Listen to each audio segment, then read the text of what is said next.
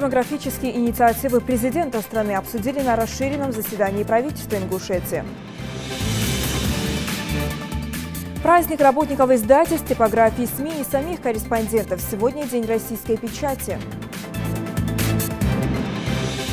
Ингушетия приняла участников автопробега в честь 75-летия освобождения Кавказа от немецких захватчиков.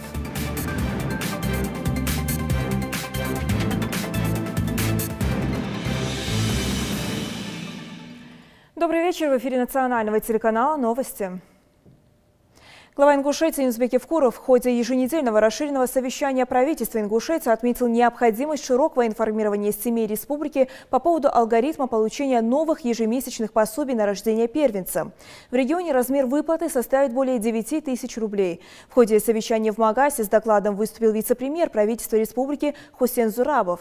Он пояснил, что для получения новых выплат первый ребенок должен быть рожден или усыновлен после 1 января 2018 года, а размер среднедушевого дохода семьи не должен превышать полуторакратную величину прожиточного минимума в регионе, предшествующего году обращения за назначением указанной выплаты. Глава Ингушетии обратил внимание ответственных лиц на необходимость повышения информирования граждан о новых социальных инициативах президента России Владимира Путина и оказания всяческой поддержки молодым семьям для получения средств в максимально короткие сроки. Выплата адресная, каждое обращение будет рассматриваться индивидуально.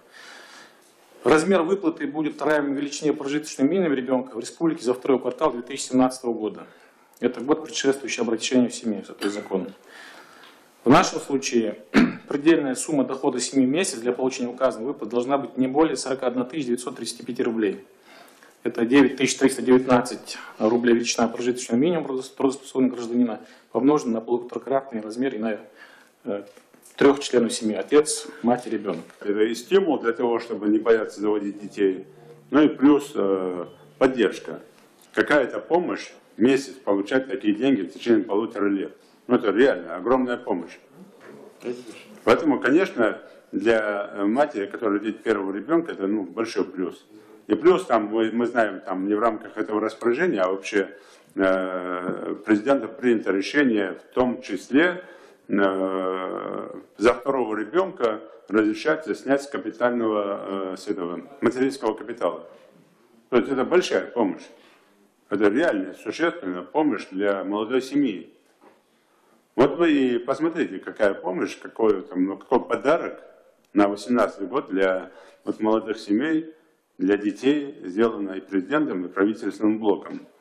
И самое главное, что это не просто слова, это быстро и оперативно. Вот буквально там Новый год только начался, уже распоряжение правительства Российской Федерации пошагово расписать и доложить мне, сколько времени нужно молодой маме с момента рождения ребенка до момента получения денег на карточку. Сколько для этого нужно времени. Представьте, лично расширить эту схему, показать ее, как она быстро, то есть самые минимальные сроки. Понятно? Поэтому здесь очень рабочую схему нарисуйте, и эти мамы должны эти деньги получать просто быстро.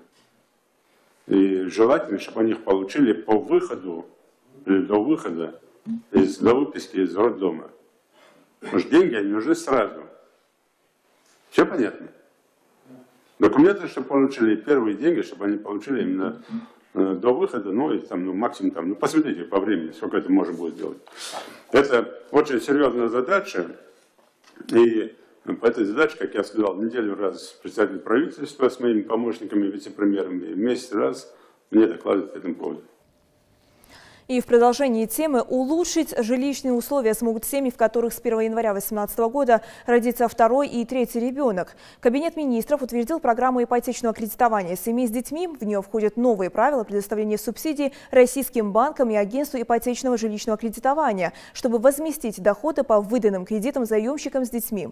Льгота по выплате процентной ставки будет перечисляться при рождении второго ребенка в течение 3 лет с даты выдачи кредита, а третьего ребенка в течение 5 лет с указанной даты.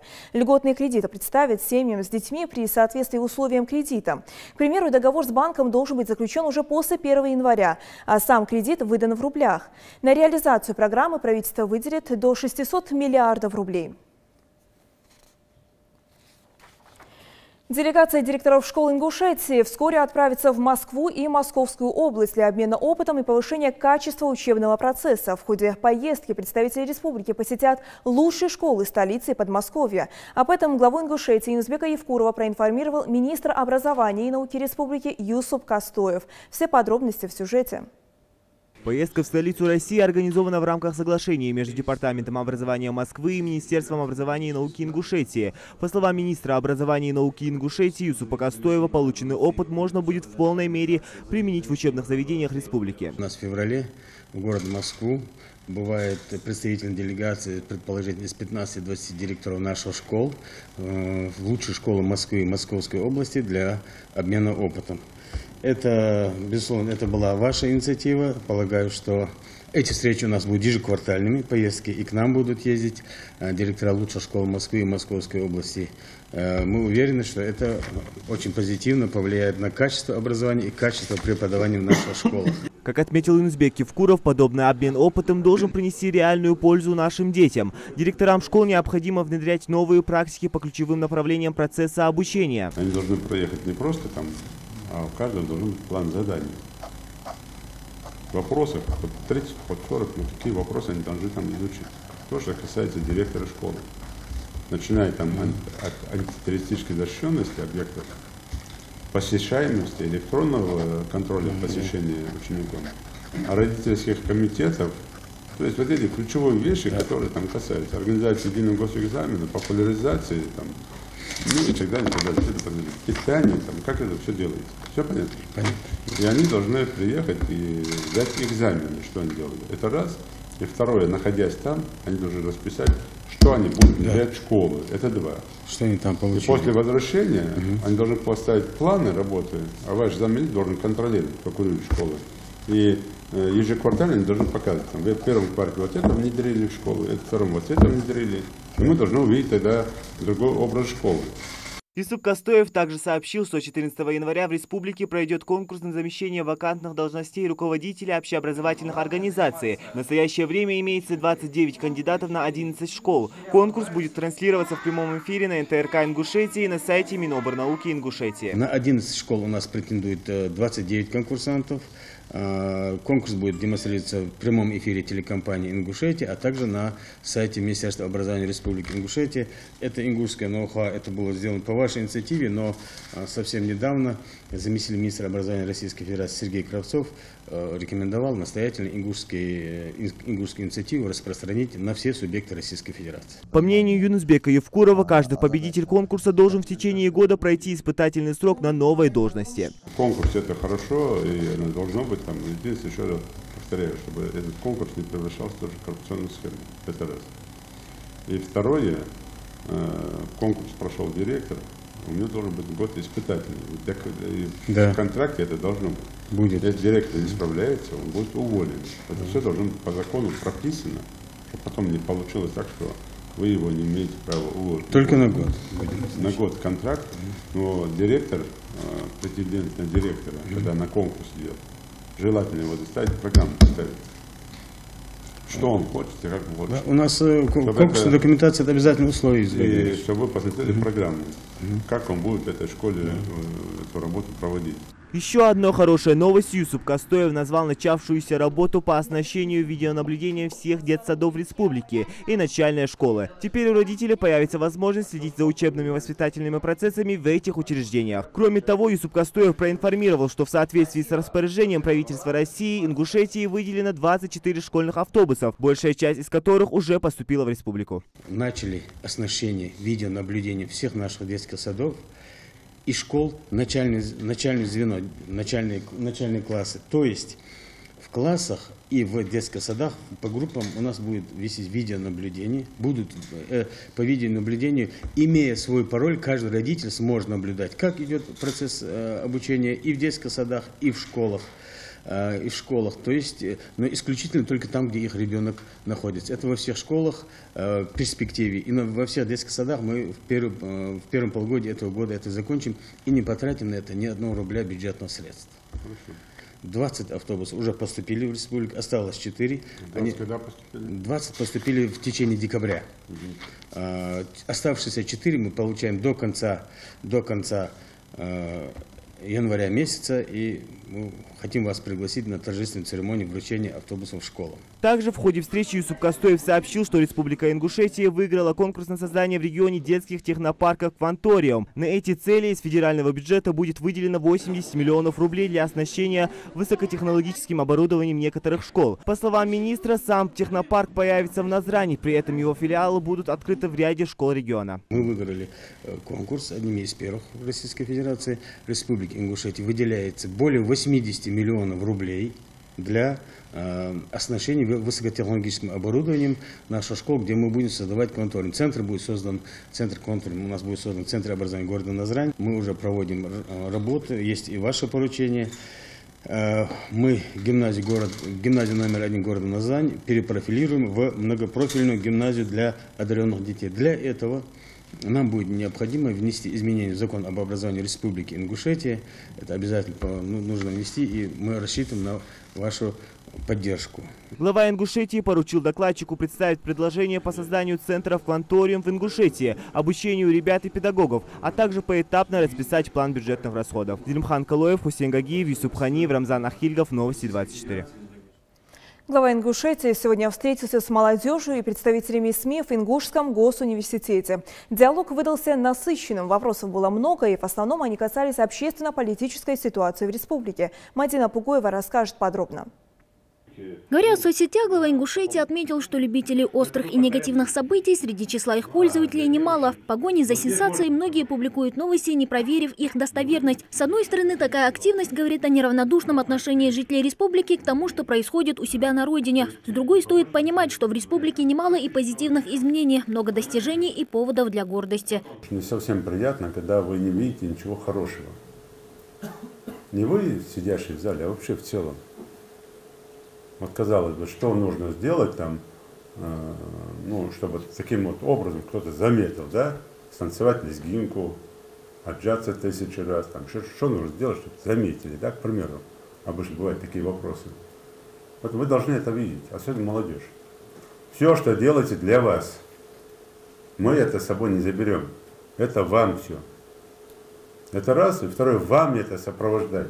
Продолжая диалог с молодежью и представителями СМИ, глава региона рассказала о молодых людях, находящихся за пределами республики. Скептическое, а то и недоверчивое отношение ко всей нации из-за отдельных ее представителей – результат их неподобающего поведения. Не стоит забывать о своих корнях. Поступками и добрым словом нужно показывать повсеместно нашу культуру и менталитет, добавил он. Даже брошенный в урну мусор – и то показатель чистоплотности и благого нрава нашего земляка.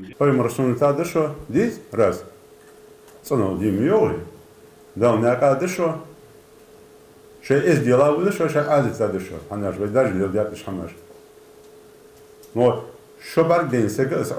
если вы это сделали, вот этот поступок, любой житель того города, который это увидел, поменяет о вас сразу мнение.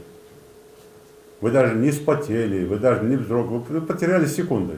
Тему молодежи продолжил и декан филологического факультета ИНГУ, который сетует на нехозяйственность современных девушек. По его словам, многие из них перестали следить за домашним очагом. И если раньше женщины содержали домашний скот и огород, то сейчас основным занятием для них стало общение в интернете.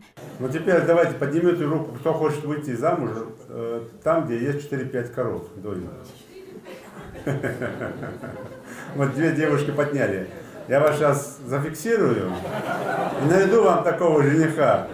А вам, Ольга, или Ляшки, я вас туда отдам всех. Я бы на это не заострял бы особого внимания. Почему? Потому что я все-таки надеюсь, что каждый мужчина хозяин в своем доме и сам разберется со своим огородом, со своей женщиной, со своей коровой, если она дома есть, конечно.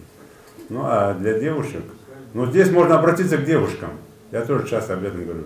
Уважаемые девушки или женщины, все, кто замужем, заставьте мужей купить вам корову. Ладно, и займитесь огородом. Может, так будет правильно чуть. Обсудили на встрече и работы национальной телерадиокомпании. Корреспондент НТРК Ингушетия Джабраил Алмазов поинтересовался у главы республики о направлении, в котором стоит усилить работу телевизионщиков.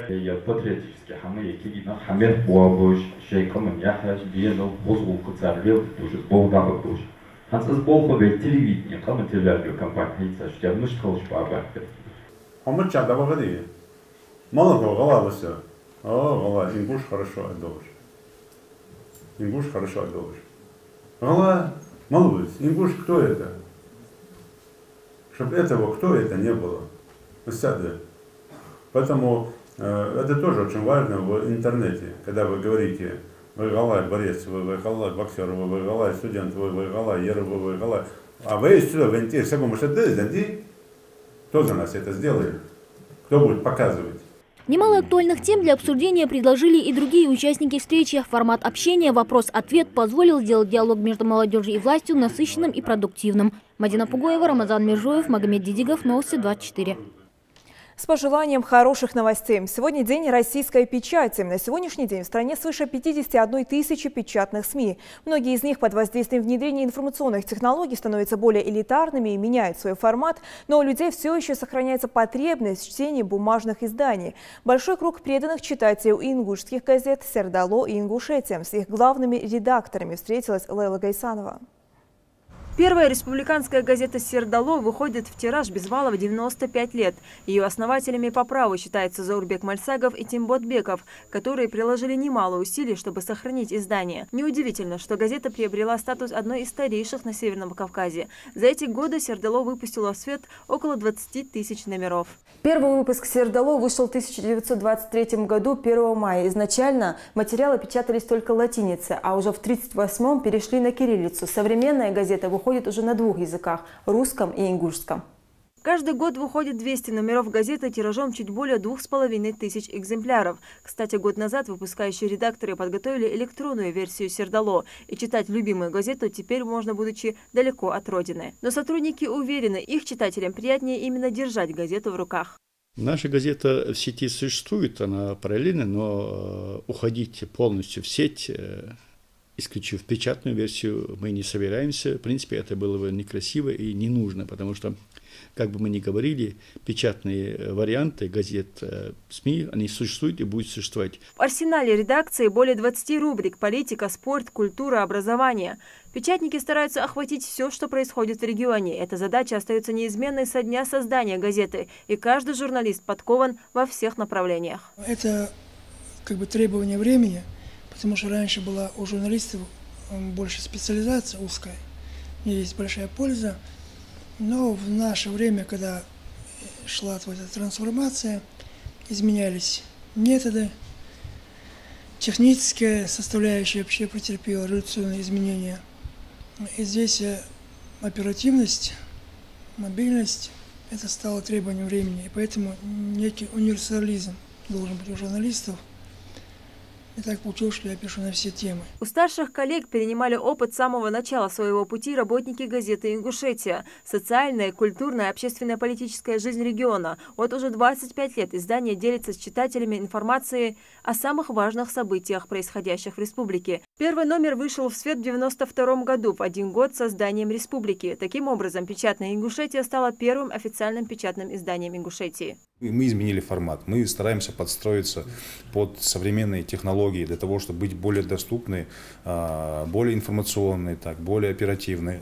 Соответственно, это позволяет нам, во-первых, держаться в строю и как минимум наращивать оборот, увеличить количество своих подписчиков.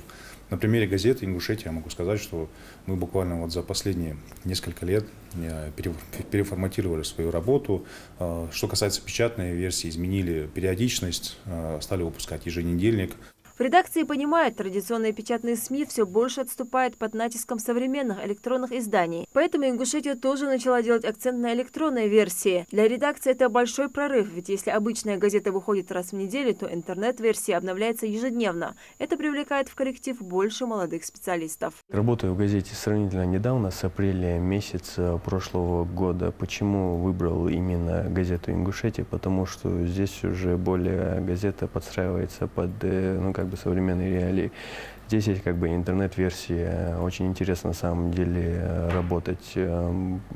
Месяц мы, как правило, пишем 1000 строк, газетных строк, и в среднем где-то 100 новостей. Кроме 2 республиканских газет, в регионе уходят еще 7 муниципальных печатных изданий. Все печатающие журналисты принимают сегодня поздравления. Я бы хотел поздравить всех работников печати печатных органов Республики Ингушетия с Днем Российской печати, пожелать им востребованности, пожелать им успехов, чтобы их перо продолжало интересовать, волновать читателей Республики Ингушетия. Я со своей стороны хочу поздравить всех своих коллег, пожелать им в первую очередь благодарного читателя, многотысячных тиражей. В новом году редакционная политика печатных изданий нацелена на еще более кропотливую работу, которая выльется в новых информационных рубриках и колонках на разворотах газетных полос. Лейла Гайсанова, Мухаммед Миржоев. Новости 24. Минтруд готовит законопроект о повышении с 1 мая минимального размера оплаты труда до прожиточного минимума трудоспособного населения. Об этом на сайте ведомства заявил министр Максим Топилин. Во втором квартале 2017 года прожиточный минимум составил 11 163 рубля. Таким образом, минимальный размер оплаты труда будет равен этой сумме. Напомню, что в конце декабря Владимир Путин подписал закон о повышении МРОТ до прожиточного минимума. Документ предусматривает его установление с 1 января 2018 года в размере около 9,5 тысяч рублей в месяц. Это 85% от прожиточного минимума трудоспособного населения за второй квартал 2017 года.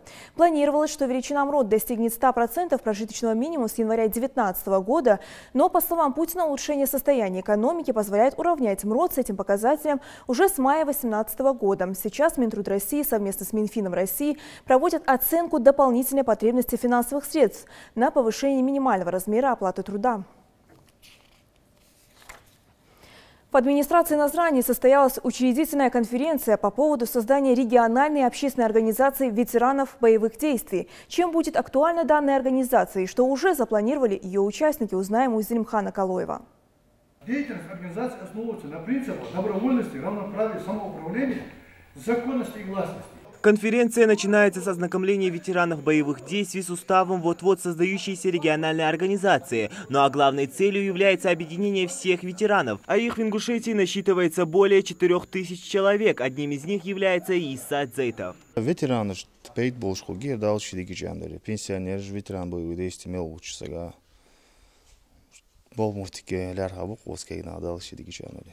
Также участники этой организации будут тесно взаимодействовать между собой, рассматривать все возникающие вопросы. В основном они касаются льгот и пенсии. Точно, с этими разобраться. В зале собралась самая активная часть ветеранов. Из аудитории уже поступает много вопросов, дискуссий и предложений. Ну а работа организации, судя по такой заинтересованности участников, обещает быть активной и плодотворной.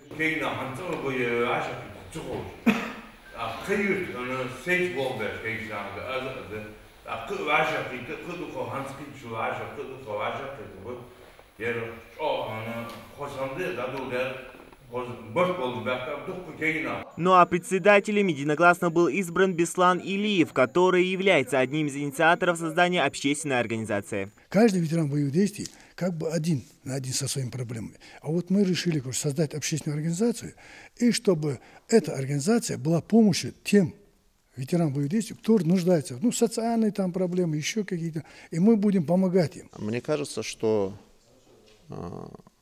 сплоченность, четкие позиции, цели, которые они сегодня поставили перед собой, инструментарий, которые выработали для достижения этих целей, поможет многим бывшим сотрудникам, ветеранам ныне, в решении своих насущных проблем. Юридически организация официально зарегистрируется через 3 месяца, а до этого времени будет открыт свой офис. Эта встреча лишь первый шаг активистов, а собраться в следующий раз планируют 28 января в том же зале, куда и приглашаются все желающие ветераны. Зелимхан Калоев, Ахмед Горбаков, Новости 24. Ингушетия приняла участников автопробега в честь 75-летия освобождения Кавказа от немецких захватчиков. Еще вчера колонну автомобилей встретили у мемориала памяти Ислама в Насыркорте, где прошло памятное мероприятие. А вот уже сегодня в лицее номер 1 в Назрани в акции приняли участие и школьники, и ветераны Великой Отечественной войны. На мероприятии побывал Микаил Тангиев.